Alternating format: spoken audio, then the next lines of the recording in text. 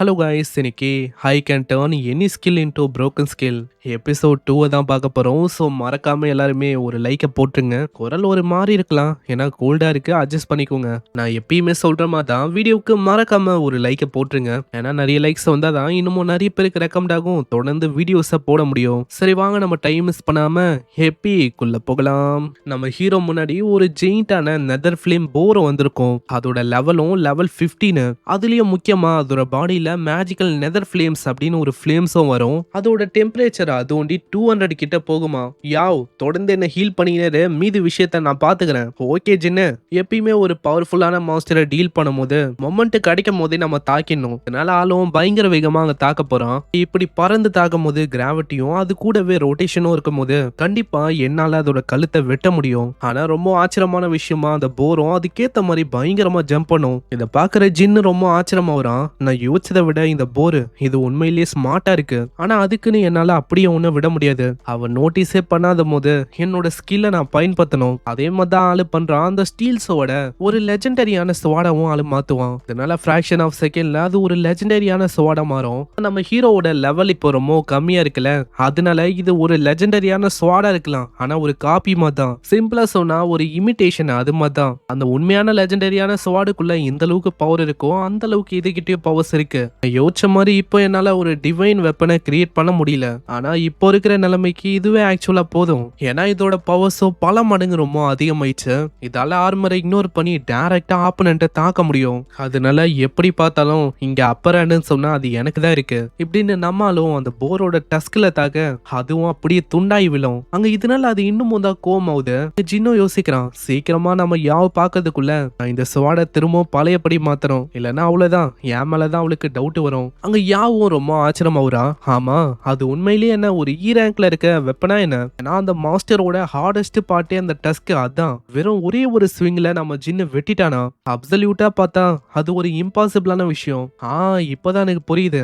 அதுக்கு காரணம் அந்த வெப்பன் அது ஒண்ணும் இல்ல, அதுக்கு காரணமே நம்ம ஜின்னு தான். ஏன்னா ஜின்னுக்கு பயங்கரமான பவர்ஸ் இருக்கு. ஜின்னோட ரா ஸ்ட்ரென்த்தை வச்சுதான் ஆளு வெட்டியிருக்கான். இப்படின்னு அவ வெப்பன் கிடையாது, அதுக்கு காரணம் ஜின்னு அப்படின்னு தப்பா புரிஞ்சுக்கிறான். நான் ஜின்னோட டெக்னிக் எஃப் ரேங்காவே இருக்கலாம், இருந்தாலும் ஆளை கிட்ட பவர்ன்னு வந்துட்டா அது ரொம்ப அதிகமா இருக்கு.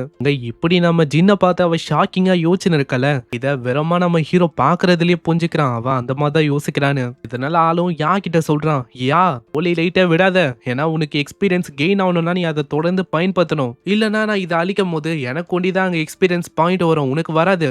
புரியுது, இதோ நான் ஆக்டிவ் பண்றேன் இப்படின்னு தொடர்ந்து அங்க ஹோலி லைட்டை ஆக்டிவ் பண்ணி வைக்கிறா. நம்ம ஹீரோவும் அந்த ஜெயிண்டான போரை பாத்துக்கினே யோசிக்கிறான். அவ்வளவுதான், இப்போ டைம் வந்துச்சு, இந்த போரோட கதையை முச்சிடலாம். ஒரு சைடு திரும்ப அந்த ஸ்வாடை மாடிஃபை பண்ணலாம் அப்படின்னு யோசிப்பான். ஆனா பிரச்சனையே என்னன்னா, மாடிஃபை பண்ணும்போது லாவையும் சில பல விஷயத்தையும் ஆளு உடைக்கிற மாதிரி ஏதாச்சும் பண்ணிட்டானா அவ்வளவுதான், மாடிஃபிகேஷன் அங்க ஃபெயில் ஆயிடும். அது நம்ம ஹீரோக்கே அங்க பேக் ஃபயர் ஆயிடும். அதனால அந்த அளவுக்கு வேணா ரிஸ்க் எல்லாம் எடுக்க வேணாம். அந்த போரும் நெதர் ஃபயர் வைல்டு சார்ஜ் அப்படின்னு ஒரு பவரை பயன்படுத்தும். இதனால அது உடம்புல வர டெம்பரேச்சரும் அதிகமாகுது, அதோட வேகமும் பல மடங்கு அதிகமாகுது. பரவாயில்ல, நானே யோசிச்சேன் எப்படா என் பண்ணலான்னு. ஆனா இதுவே அதோட ஸ்கில்ஸை பயன்படுத்தும் போது இதுவே ஒரு நல்ல வழியா இருக்கும் என் பண்ண. அந்த போரும் நம்ம ஜின்னை நோக்கி பயங்கர வேகமா அங்க வரும். நம்ம ஜின்னு கிட்ட அங்க ஒரு பிளான் இருக்கு. நெதர் ஃபயர் வைல்டு சார்ஜ் அப்படின்னு அது ஒரு ஸ்கில்ல பயன்படுத்துச்சுல, அந்த ஸ்கில்லையே நம்ம மாத்திடலாம். ஆனா இதை நம்ம யாவ் முன்னாடி என்னால பண்ண முடியாது. ஹே யாவ், என் மேல உனக்கு நம்பிக்கை இருக்குல்ல, வெறுமா கண்ணை ஊண்டி மூடுறியா? ஆனா எதுக்கு, என்ன ஆச்சு, ஏதாச்சும் பிரச்சனையா? இல்ல, ஜஸ்ட் என்ன நம்பு, டெஃபினட்டா உனக்கு எதுவுமே ஆகுது. நெக்ஸ்ட் விஷயம் ரொம்ப மிராக்கல் மாதிரி இருக்கும், எனக்கு உங்க மேல நம்பிக்கை இருக்கு ஜின்னு அப்படின்னு அவளும் கண்ணை மூட. அவ்வளவுதான், அந்த போரும் பயங்கர வேகமா வரும். அந்த இடத்துல மாடிஃபை அப்படின்னு ஸ்கில்ல ஆள ஆக்டிவேட் பண்ண அந்த நெதர் ஃபயர் வைல்டு சார்ஜ நெதர் ஃபயர் மைல்டு சார்ஜ்னு மாத்திடுவான். இதனால வந்த வேகம் அப்படியே குறைஞ்சு போய் ரொம்ப ஸ்லோ மோஷன்ல நம்ம ஹீரோ நோக்கி வரும். சோ இப்படி ஸ்லோவா வரும்போது அவ்வளவுதான், நம்ம ஹீரோக்கு தான் அங்க பெரிய அளவுல அட்வான்டேஜ். அந்த போருக்கே புரியல எப்படி நான் இந்த அளவுக்கு ஸ்லோவா மூவ் ஆயின்னு இருக்கேன் அப்படின்னு அது யோசிக்கும். ஆனா நம்மால விடுவானா, உன்னோட ஸ்வாட திரும்ப அந்த லெஜெண்டரியான ஸ்வாடோட காப்பியா மாத்துவான். அது பொறுமையா வரும். அதோட நெக்லயே ஒரே ஒரு ஸ்லாஷ் தான். அங்கேயே நெதர் ஃபிளேம் போர்கிங் அதுவும் அழிஞ்சு போகுது. நம்ம ஹீரோவோட லெவலும் 2 லெவல் ரைஸ் ஆகி 15க்கு வரான். நான் சுத்தமா யோசிக்கல, வெறும் இந்த போரை கொன்னதுக்கு இந்த இடத்துல 2 லெவல் ரைஸ் ஆகும்னு. அங்க அதே மாதிரிதான் நம்ம ஜின்னு அந்த பெரிய போரை கொன்னனால அங்க அந்த பொண்ணுக்கும் 3 லெவல் ரைஸ் ஆகுது. 10ல இருந்து டைரக்டா அந்த பொண்ணு லெவல் 12க்கு போறா. அங்க நோட்டிபிகேஷனா வருமா. இத பார்த்தவனே யாக்கு புரியுது, அப்பனா நம்ம ஜின்னு அந்த மாஸ்டரை கொண்டுட்டான் வந்துட்டானா இவன் என் கூட இருக்கிறது உண்மையிலேயே ஒரு பெரிய அட்வான்டேஜா இருக்கு. ஏன்னா நான் சொன்னேன் அப்படின்னு ஒரே ஒரு ரீசனுக்காக கண்ணை அப்படியே மூடிட்டான். அதே டைம்ல வெல்த்தியாவும் இருக்கான். எஸ் ரேங்குக்கான ஹீலிங் அதுவும் இவகிட்ட இருக்கு. இந்த மாதிரி விஷயம் ஏற்படுறது ரொம்ப ரேரான விஷயம். இவ உண்மையிலேயே ரொம்ப ஒரு நல்ல டீம்மேட்டா இருப்பா ஃபியூச்சர்ல. இதனால நம்ம ஜின்னும் யோசிக்கிறான், கண்டிப்பா ஃபியூச்சர்ல டஞ்சனுக்கு எல்லாம் போற மாதிரி இருந்தா கண்டிப்பா இவள டீம்ல சேர்க்கணும். யாவ் இப்ப எல்லாமே முடிஞ்சிச்சு, அதனால இப்பயும் நீ க்ளோஸ் பண்ணி வச்சிருக்கணும் அப்படின்னு அவசியம் இல்ல, ஓபன் பண்ணு. நீ கேட்ட மாதிரியே நான் மிஷினை கம்ப்ளீட் பண்ணிட்டேன். உன்னோட லெவல் இப்போ கரண்டா 12ல இருக்கு. கண்ணை திறக்கும் போது முன்னாடி இருக்க காட்சியை பார்த்து அவ இன்னமும் ஷாக் ஆகுறா. ஏன்னா அந்த மாதிரி ஒரு பெரிய ஜெயிண்டான பாஸ் ஆக்சுவலா இவன் கொண்டுட்டானா. அது ரொம்ப பவர்ஃபுல்லான பாஸ் ஆயிடுச்சு. அதுவும் தனியா ஆளு மூச்சு விட்டான். நம்ம ஜின்னும் ஆமா யாவ் என்ன பண்ண இருக்க, வா போகலாம். யாவ் அப்படியே சைலண்டா நம்ம ஹீரோவையே பார்த்துன்னு இருக்கா. அங்க யாவும் யோசிக்கிறா, நம்ம ஹீரோக்குள்ள ரொம்ப ரேரான பயங்கரமான டேலண்ட் இருக்குன்னு நினைக்கிறேன். ஜின்னு போகும்போது பின்னாடி அவ சொல்றா, ஜஸ்ட் கொஞ்சம் வெயிட் பண்ண முடியுமா, ஏன்னா பேமெண்ட் கூட நான் உங்களுக்கு ஒரு விஷயத்தையும் கொடுக்கணும். நீங்க எனக்காக எவ்வளவு விஷயத்த பண்ணதுக்காக ஒரு சின்ன அப்ரிசியேஷன், அதுதான் இது. அங்க அவ கையில ஒரு விஷயம் இருக்கும். அதை பார்த்து நம்மளால ஆச்சரியம் வரும். ஆமா அது என்ன, ஒரு ஸ்பேஷியல் ரிங்கா? ஸ்பேஷியல் ரிங் அது என்னன்னா பாக்குறதுக்கு அது குட்டியோண்டு சின்னதா இருக்கும். ஆனா அந்த ரிங்குக்குள்ள நிறைய ஐட்டம்ஸ் ஸ்டோர் பண்ணி வைக்க முடியும். அதுல எதுவுமே கெட்டு போகாது. அதே மாதிரி ஒரே ஒரு ரிங்கோட விலை உண்டி மில்லியன் கணக்குல ரொம்ப அதிகமா இருக்கும். நம்ம ஹீரோவும் சொல்றான், ஐயோ எனக்கு அந்த மாதிரி கிஃப்ட் எல்லாம் வேணாமா, நான் இது ரொம்ப வேல்யூபிளா இருக்கு, இந்த மாதிரி விஷயத்த கிஃப்டா என்னால அக்செப்ட் பண்ணிக்க முடியாது. நம்ம ஹீரோ ஏன் அப்படி யோசிக்கிறானா, வெறும் இந்த ரிங்கோட விலை உண்டி மில்லியன் கணக்குல இருக்கும். ஆனா யாவும் நிக்காம, அடே ஜின்னு அப்படியெல்லாம் சொல்ல வேணாம், நீ எனக்காக எவ்வளவு விஷயத்த பண்ணிருக்க, நான் ஜஸ்ட் லெவல் 10 வரைக்கும் தான் போகணும் அப்படின்னு அவங்க கிட்ட சொன்னேன். ஆனா என்ன எக்ஸ்ட்ராவா 2 லெவல் நீ கெயின் பண்ண வச்சிருக்க, அதனால அப்ரிஷியேட் பண்ற மாதிரி ஒரு சின்ன ரிவார்டா உனக்கு கிஃப்டா நான் தரேன். ஒரு சைடு நம்மால யோசிக்கிறான், இதுக்கப்புறமும் பெரிய பெரிய டஞ்சனுக்கு போயிட்டு பயங்கரமான வேலையெல்லாம் பாக்குற மாதிரி இருக்கும். அந்த டைம்ல இந்த ஸ்பேஷியல் ரிங்கு ரொம்ப உதவியா இருக்கும். அதனால ஆளு ஒத்துக்கிறான். சரி நீ இந்த அளவுக்கு சொல்றனால நான் அந்த விஷயத்த அக்செப்ட் பண்ணிக்கிறேன். இந்த அளவுக்கு ஒரு ரிங்க நீ குத்துருக்கனால உனக்கு ஏதாச்சும் ஃபியூச்சர்ல உதவி வேணுமா, தாராளமா என்கிட்ட கேட்கலாம், நான் அதை பண்ணவும் தயாரா இருப்பேன். யாவ் சரி வா நம்ம வெளியில போகலாம். இதே மாதிரி அவங்க வெளியில வராங்க. வெளியில அங்க ரேங்கிங் போர்டும் இருக்கு. அதுல நம்ம ஹீரோட ரேங்கிங் தான் அங்க ஃபர்ஸ்ட்ல இருக்கும். நம்ம ஹீரோவும் பாத்துக்கினே யோசிக்கிறான், என்னோட ரேங்கிங் ஃபர்ஸ்ட்ல இருக்கலாம், ஆனா அதுக்குன்னு என்னால செலிப்ரேட் பண்ண முடியாது இப்பயே. ஏன்னா உண்மையிலேயே எனக்கு கீழே இருக்கிற ஆளுங்க தான் மாஸ்டர்ஸான ஆளுங்களே. அதுல லீ யூ ஃபேங் அப்படின்னு ஒரு டாப்பான ஸ்டூடெண்ட் இருக்கான். அதுல அகாடமிக்ஸ் காம்பேக்ட் இது ரெண்டுத்தும் வந்துட்டா ஹை ஸ்கூல்ல பொறுத்த வரைக்கும் டாப் 3. அதே மாதிரி கிளாஸ்ன்னு சொன்னா எஸ் ரேங்க்ல இருக்க ஹோலி செயின்ட் அப்படின்னு ஒரு கிளாஸ் அவைக்கன் பண்ணிருக்கான். க்ளோஸ் ரேஞ்சில் நம்ம சண்டை போட்டா நியர்லி ஆளு அன்பீட்டபிள் அந்த மாதிரி. செகண்டா ஜாஹாங் அப்படின்னு ஒரு பர்சன் இருக்கான். ஹை ஸ்கூல்ல பொறுத்த வரைக்கும் நம்பர் 9 ஆளு இயர் ரேங்க்ல இருக்க பிளேசிங் ஃபிஸ்ட் அப்படின்னு ஒரு பயங்கர டெரிஃபைங்கான பவரையும் அவைக்கன் பண்ணிருக்கான். லூ யாங் அப்படின்னு ஒரு பர்சனும் இருக்கான். ஆளு எஸ் ரேங்க்ல இருக்க கெயில் அசஷன் இப்படின்னு ஒரு கிளாஸ் அவைக்கன் பண்ணிருக்கான். வேகத்தை பத்தி சொல்லவே வேணாம், ரொம்ப அதிகம் ஆளுக்கு. இவங்க எல்லாருமே என்னோட ப்ரீவியஸான வாழ்க்கையில ஒரு பயங்கர மாஸ்டரஸான ஃபிகரா இருந்தாங்க. இந்த வாழ்க்கையில அவங்க கூட நான் திரும்பவும் சண்டை போற மாதிரி இருக்கும். போன வாழ்க்கை மாதிரி நான் சும்மா விட போதில்ல. இந்த நான் இந்த சிட்டில ஒரு ஸ்ட்ராங்கஸ்ட் பர்சனா மாறணும்னா கண்டிப்பா அதுக்கு ஏத்த மாதிரி நான் ஸ்ட்ராங்கா மாறுவேன். இவங்க எல்லாரையுமே டிஃபீட் பண்ணுவேன். ஆனா என்னன்னு தெரியல, என் மைண்ட் முழுக்க என்னோட சிஸ்டரை பத்தி தான் ஒண்ணு இருக்கு. என்னோட சிஸ்டரை போன வாழ்க்கையில என்னால சரியா அந்த அளவுக்கு பாத்துக்க முடியல. ஏன்னா நான் எப்போ அவைக்கணும் அப்பயே என்ன ப்ரீவியஸ் வாழ்க்கையில நான் எப்போ அவைக்கனான என் டேலண்ட்டை பத்தி தெரிஞ்சதோ அவ்வளவுதான், என் ஃப்ரீடமே அப்படியே போயிடுச்சு. நான் அவங்க கூட இருக்கிற மாதிரி இருந்துச்சு. வீட்டுல என் சிஸ்டர் எப்பயுமே லோன்லியா தனியா தான் இருப்பா. அவளை என்னால மீட் பண்ணவும் வர முடியல.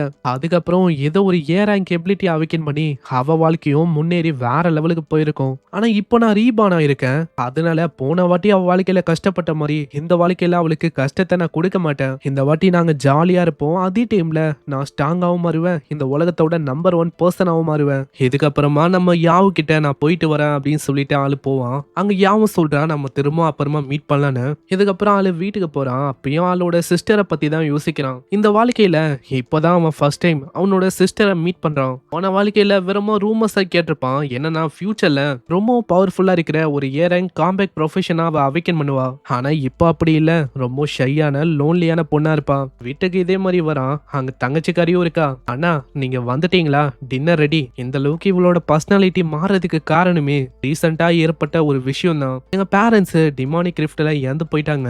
அதுக்கப்புறமா தான் இவ பர்சனாலிட்டியும் சேஞ்ச் ஆச்சு. ரொம்ப ஷையாவும் லோன்லியாவும் இருக்க ஆரம்பிச்சா. ஆனா 3 வருஷத்துக்கு முன்னாடி எங்க பேரண்ட்ஸ் உயிரோட இருக்கும் போது என்னோட சிஸ்டர் இப்படியெல்லாம் இல்லவே இல்ல. ரொம்ப ஜாலியா இருப்பா, துருன்னு இருப்பா. அதே டைம்ல நாங்களும் நாங்களும் ரொம்ப ஹாப்பியா இருந்தோம். ஆனா எப்போ எங்க பேரண்ட்ஸ் அந்த டிமானிக் ரிஃப்ட்ல எந்த போனாங்களோ எங்க வாழ்க்கையே மாறி போச்சு. சாப்பிடும் போது தங்கச்சியும் சொல்றான், அண்ணா நான் என்ன டிசைட் பண்ணிருக்கேன்னா இதுக்கு மேல நான் ஸ்கூலுக்கு போகலண்ணா. இது கேக்குற நம்மளுக்கு புரியல. ஆமா என்னம்மா ஆச்சு உனக்கு? இப்போ ஹை ஸ்கூலோட என்ட்ரன்ஸ் எக்ஸாம் அதுவும் வரப்போகுது. உனக்கு கிரேட்ஸ் காம்பேக்ட் இதெல்லாம் ரொம்ப கிரேட்டாவே இருக்கு. அப்புறம் எதுக்காக நீ இந்த மாதிரி வேணா நான் போகல அப்படின்னு சொல்ற? எதுக்குன்னு நம்மளால கேக்குறான். அது என்னன்னா இப்போ ரீசெண்டா உங்களோட ரேங்கிங்லாம் பார்த்தனா நம்ம சிட்டிலேயே நீங்க தான் நம்பர் 1ல இருக்கீங்க. நீங்க எப்பயுமே ரொம்ப ஹார்டா உழைக்கிறீங்க, கேவ் அப்பே பண்ண மாட்டீங்க.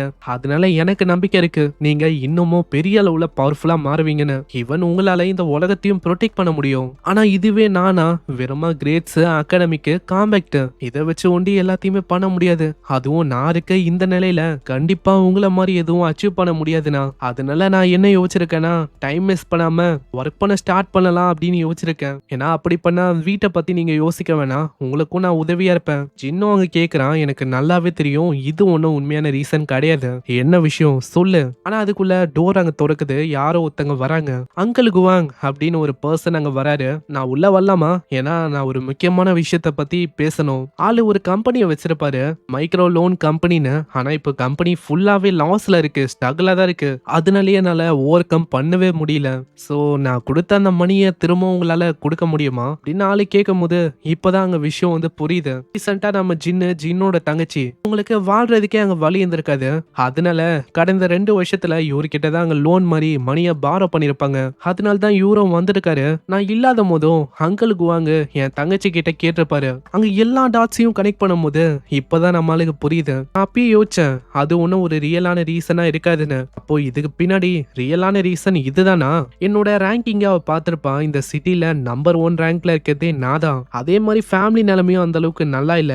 இன்கம்னு சொல்லிக்கிற மாதிரி பெருசா சோர்ஸும் இல்ல. அதனால இதே மாதிரி அவ காலேஜுக்குலாம் போனா அது இன்னமும் ஒரு பெரிய பர்டனா இருக்கும் நம்ம அண்ணனுக்கு. அதுக்கு தான் இப்படி யோசிச்சிருக்கா. அவனுடைய ஃபியூச்சரையே சாக்ரிஃபைஸ் பண்ணாலும் பரவாயில்ல, ஒர்க் பண்ணி ஒரு பெரிய யூனிவர்சிட்டிக்கு என்ன சென்ட் பண்ணணும் அப்படின்னு பாக்குறான். இத புரிஞ்சுக்கிற நம்ம ஜின்னோ, அங்கிள் குவாங் உங்களுக்கு நாங்க கடந்த 2 வருஷத்துல எவ்வளவு நாங்க பாரோவிங்க பண்ணிருப்போம். இன்ட்ரெஸ்ட் எல்லாம் இல்லாம சொன்னா அரௌண்ட் ஒரு 43,000 ஆச்சு இருக்கும்பா. எனக்கு நல்லாவே தெரியும் இந்த மாதிரி நீங்க எந்த அளவுக்கு கஷ்டப்படுறீங்கன்னு. ஆனா இருந்தாலும் என் கம்பெனியும் உங்க லாஸ்ட்ல போகுதுலப்பா. ஆனா நம்ம ஹீரோ யோசிக்காம அங்க 50,000 எடுத்து கொடுக்கறான். இதுல நீங்க கேட்ட அந்த இன்ட்ரெஸ்ட் அதுவும் இருக்கு, அதையும் நீங்க வச்சுக்கலாம். என்னது உண்மையாவா? அங்க தங்கச்சி ரொம்ப ஆச்சரியமாவரா. அண்ணா 50,000 எப்படி உங்களுக்கு வந்துச்சு? உடனே நம்ம ஹீரோவும் அதை பத்தி நீ கவலைப்பட வேணாம், அது நான் உனக்கு கொஞ்ச நேரத்துல சொல்றேன். இங்க குவாங்க புரியுது இவங்க 2 பேரும் பிரைவேட்டா பேசணும்னு. இதனால ஆளு வந்து போறாரு. பசங்களா நான் வந்து போறேன், ஆனா ஃபியூச்சர்ல உங்களுக்கு ஏதாச்சும் உதவி வேணுமா தாராளமா நீங்க என்கிட்ட கேட்கலாம். கண்டிப்பா நான் உதவி பண்ண தயாரா இருப்பேன். அங்க போனவனே அவ கேக்குறான், அண்ணா இந்த காசு உங்ககிட்ட எங்கல இருந்து வந்துச்சு? இது 50,000 இல்லீகலா எதுவும் நீங்க பண்ணல, அந்த மாதிரி காசா என்ன?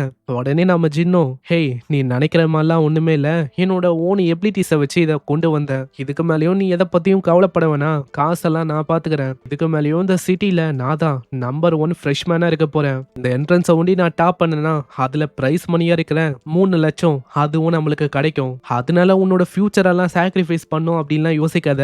நீயும் என்ன மாதிரி காலேஜுக்கு வந்துரு. என்ன அண்ணா அப்போ உங்களுக்கு தெரியுமா நான் அதுக்காக தான் அப்படி பண்ணனேன்? ஆமா இல்லையா பின்ன உன்னோட அண்ணனா, எனக்கு எப்படி இது தெரியாம இருக்கும்? அதே மாதிரி இருந்தா இந்த கால்லயும் கொஞ்சம் காசு இருக்கு. மணியை பத்தி அந்த அளவுக்கு யோசிக்காத, ஏன்னா இப்பதான் காசு சம்பாதிக்க ஆரம்பிச்சிருக்கேன். அதுக்கு இன்னமும் ஏகப்பட்ட வழி இருக்கு. அதனால இன்னமும் நல்லா ஸ்டடி பண்ணு, நல்லா ட்ரெயின் பண்ணு. என்ன ஏன்னா நான் ஃபியூச்சர்ல ஒரு டாப்பான ஸ்டூடெண்டா இருப்பேன். அதுக்கேத்த மாதிரி என்னோட தங்கச்சியா நீயும் டாப்ல இருக்கணும் இல்லையா? நான் ஜீனியஸோட தங்கச்சின்னு சொன்னா நிறைய பேருக்கு உன் மேல பெரிய அளவுல எக்ஸ்பெக்டேஷனும் இருக்கும். அதனால நீ தான் மத்தவங்களுக்கு நீ யாருன்னு காட்டணுமா?